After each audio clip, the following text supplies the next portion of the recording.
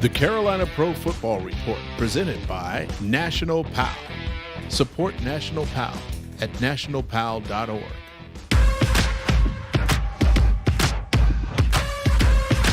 Hello, everybody, and welcome back to another Pro Football Report on ADSN. And welcome back to Bank of America Stadium. The Panthers are back in the comforts of home, and that means the home crowd advantage. Rain or shine, these Carolina Panthers fans get their turn to get loud and excited as they cheer on the 3-1 Panthers. And the Panthers will definitely need a push from the Carolina fans today as they try to work their way back into the win column after suffering a 36-28 loss to the Dallas Cowboys just a week ago. But there is some good news. The Panthers are tied with Tampa Bay for the best record in the NFC South right now. So what's on tap today? The Philadelphia Eagles are up next and are looking for a win after their 1-3 start to the season. After winning the season opener, they've lost to San Francisco, Dallas, and Kansas City. They'll face a Panthers team still nursing injuries at key positions, but as I mentioned, a team trying to erase the sting of the Dallas loss. On Friday, there were still some questions about Christian McCaffrey and some other core pieces. McCaffrey was in practice all this week, but with limited participation. McCaffrey expressed high optimism this week when questioned by the media, but remains a game-time decision, according to head coach Matt Rule. Really nothing much more to add. I mean, he's been going at this point. It's doubtful that he'll play on Sunday. That could change, but I'm not going to play any games with the stuff, just be straight up. So he's been limited at this point. It's doubtful that he'll play. As I've always said, you guys, we practice, we come in the next day, we see where you're at, we practice, we see where you're at. So that's with everybody. That's whether that was Justin Burris or, whether that's some of the other guys that are limited this week. And every player on this team has input. At the end of the day, we don't make anybody play or ask anybody to put themselves in harm's way. So when guys feel like they can go, they go, and our medical staff does a good job as well. Another key to this Carolina Panthers offense is Cam Erving, who did not practice this week, sidelined with a neck injury, and Shaq Thompson, still out with a foot injury, did not participate as well. The good news, Matt Paradis was in practice on Friday with full participation, which is great news, but still a lot of unanswered questions about the O-line today, but we'll get to that a little bit later. The Panthers trail in the series, but the last time these two teams met, the Panthers left blue skies in the city of brotherly love with a 21-17 win. The Panthers were down with less than 2 minutes left in the game, and Cam Newton rallied the Panthers to the win over the Eagles with a 1-yard touchdown pass to Greg Olsen with 1:22 left in the game. Then, to seal the deal, Wes Horton sacked Carson Wentz, forcing a fumble on 4th down. That sealed it. The Panthers went on to beat the then defending champion Philadelphia Eagles. So let's hope that today's game is not as close as the last. Well, it wouldn't be a normal week around the Panthers organization without some tinkering to the roster by GM Scott Fitterer. And this week, he made probably one of the biggest deals yet. A midweek trade with the New England Patriots brought cornerback Stephon Gilmore to the Queen City in exchange for a future 6th-round pick. But it didn't just help a defense struggling with injuries. It also showed the team's willingness to make deals that could help them win right away. And it's also good news for the Panthers as well as anxious Carolina Panthers fans. Gilmore is expected to see his first action as a Panther when the team travels to New York to face the Giants later this month, but he spoke to the media for the first time on Thursday evening. His presence will definitely help the D-line get back into the top spot in sacks after dropping to 2nd this week. It feels great, as a kid growing up, in Rock Hill, South Carolina. I was introduced to the game at a young age, and I've been playing ball ever since I was 6 years old. I just still remember running around with cones with my dad, him throwing me the ball. So it's a lot of memories here. And I grew up watching the Panthers play. I was always a Panthers fan. I know all the players that played before me, and I'm happy to be back. It's been a crazy 24 hours from,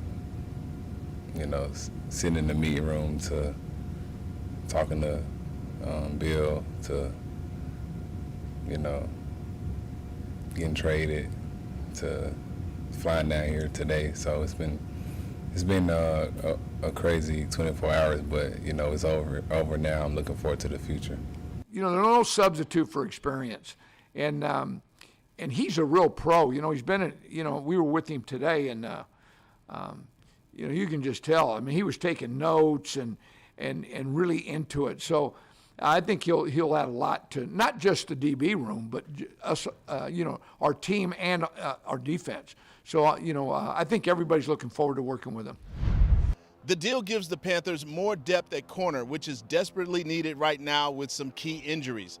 But for more on that, let's go to ADSN analyst and former Baltimore Colts tight end, Charles Arbuckle. Charles?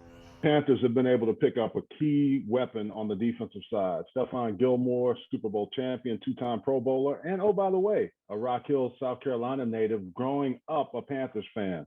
A lot of things have gone on. New England decided to first wave, then trade, and now he's a Panther. And I think the real big key is, how is this going to work for him, and how is it going to help the Panthers? With J.C. Horn, another Gamecock alum, out right now with his injury, Stephon coming back, you can never have enough good cornerbacks. And that's the big thing that the league sees. You got 3 wides a lot of times, and even sometimes 4. He has been able to be a lockdown corner in his past, whether it was at Buffalo or the New England Patriots. I think it's a real key addition for him. Hey, and one thing too, his dad has season tickets, so that's a few less tickets he has to buy. But I think this is going to be a real good trade for the Panthers, and it's going to work out. You give up a 6th-round pick, and you get a guy that's been able to play as well as he has at a high level. And if he can come back from the torn quad that he's dealing with now, I think this is a real good pickup. I also think it's a test drive before you buy a Maserati or a Lamborghini, especially if you have a guy that plays the cornerback position who has to cover all those fast cheetahs all over the field. I'm Charles Arbuckle from ADSN. As we mentioned, the defense is a little bit dinged up, but they still have Hassan Reddick, and they also have a strong Brian Burns ready to rush the passer today to try to limit his connection with wide receiver Devonta Smith, who set career highs versus Kansas City with 122 yards receiving and 7 receptions. The Panthers offense may not have Christian McCaffrey today. It's a game-time decision, but they do have other weapons on the roster. One of them, Sam Darnold. Darnold is the first QB in NFL history with 5 rushing TDs in his team's first 4 games of the season.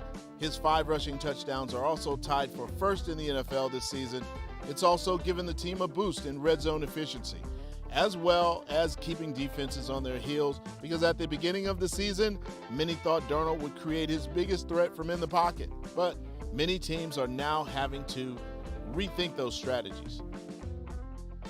And then there's DJ Moore. While he may not watch a lot of NFL games, as he admitted earlier this week, he is part of the highlights for the games that he plays.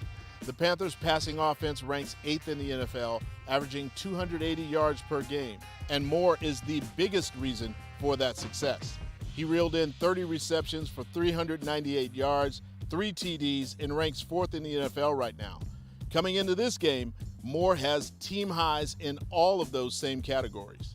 For more on what both offenses may be serving up today, let's bring in Carolina Panthers Spanish radio analyst Antonio Ramos. Antonio. Hey, Kevin, thanks for having me again here in the show. As we all know, Panthers had a tough break last week with their first loss of the season. They couldn't stop the run. They couldn't affect Dak Prescott or protect Sam Darnold. Those 3 things must change today in order to succeed against the Eagles. As we know, Christian McCaffrey is still battling a hamstring injury. He practiced all week on a limited basis, and his status will be a game time decision. With or without McCaffrey, the Panthers O-line must do better overall. And with left tackle Com Irving already ruled out for today, I think rookie Brady Christensen might get an opportunity. We still don't know if he will be lined up at right tackle and they slide Taylor Moton to the left. That's a possibility, but let's see how that works out. And, you know, the Eagles have a pretty solid front 4. Keep an eye on interior defensive linemen Javon Hargrave and Fletcher Cox creating pressures in the middle. we all know that football is about creating matchups, and I think Joe Brady will attack the Eagles linebackers. They are not good in coverage. They're not that good talented. And that will be, I think, one of the keys of today's game. And on the other side of the ball, Philly's offense with a mobile quarterback like Jalen Hurts, running an up-tempo offense with a lot of speed, RPOs. They must be super disciplined, control your gaps, and let the linebackers do their job. Shaq Thompson is ruled out with a foot injury. That's a huge loss for Carolina, so keep an eye on Jeremy Chin probably having some reps at linebacker. As we get set to wrap up this edition of the Pro Football Report on ADSN, it's time for the keys to the game. Key number one remains the same as last week, whether McCaffrey is available or not. Joe Brady has to start using more options on offense. The Panthers have to utilize more of the stellar weapons they have to get points on the board. Key number two, solid play from the Carolina secondary. They should get better production out of C.J. Henderson this week because he's had an additional week of practice, so he should be absorbing the playbook by now. And key number three, maintain the momentum. The Panthers have struggled with keeping the momentum going in the second half. They were not so careful to avoid that in Dallas, but they are now fully aware of the result of not getting that box checked. So look to see them come out of the locker room in the second half with a lot more momentum than previously. So those are my keys to the game for a Carolina Panthers win today. Be sure to check back with us in the postgame for full analysis and full highlights. I'm Kevin Tolbert. For everyone here at ADSN, we'll see you at the end of the game.